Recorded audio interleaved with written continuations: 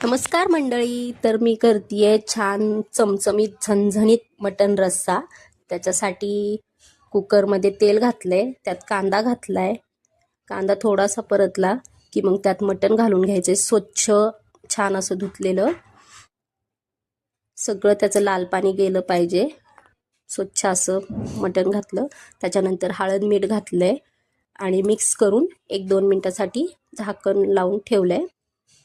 त्याच्यानंतर अद्रक लसूण घेतलाय, थोडासा कोथिंबीर घेतली आहे.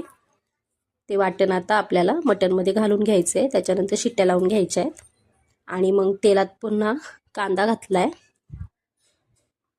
मसाला वाटण्यासाठी आपल्याला कांदा परतून घ्यायचा आहे.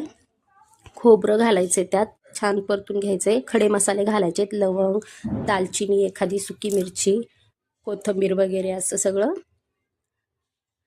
आणि मिक्स करायचं आहे. एखादा टोमॅटो घालायचा आहे, म्हणजे आपल्या आवडीनुसार आपल्याला जितकं लागतं तितकं. तर मी मोठा टोमॅटो होता तर एकच घातला आहे.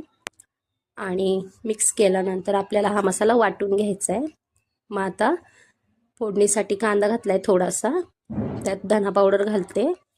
धना पावडर मिक्स केल्यानंतर आपल्याला मसाले घालायचे. जो काही मटण मसाला असेल, कांदा मसाला असेल, आपल्याकडे जो अवेलेबल असेल तो घालून घेतला आहे. त्याच्यानंतर वाटण घातलं आहे, जे आपण करून घेतलं होतं. कांदा, खोबरं, खडे मसाल्याचं मिक्स केलं आहे छान. आता आपलं मटण बघा शिजलं आहे छानपैकी. आता मटण घालून घेतलं आहे त्यात मसाल्यामध्ये.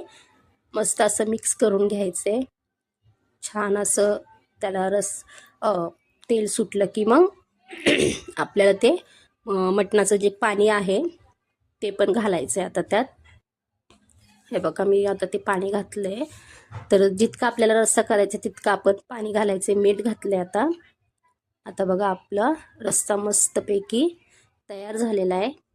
तर कमेंटमध्ये नक्की सांगा तुम्हाला कशी वाटली माझी रेसिपी. Okay bye. नमस्कार मंडळी. तर मी करतेय छान चमचमीत झणझणीत मटण रस्सा.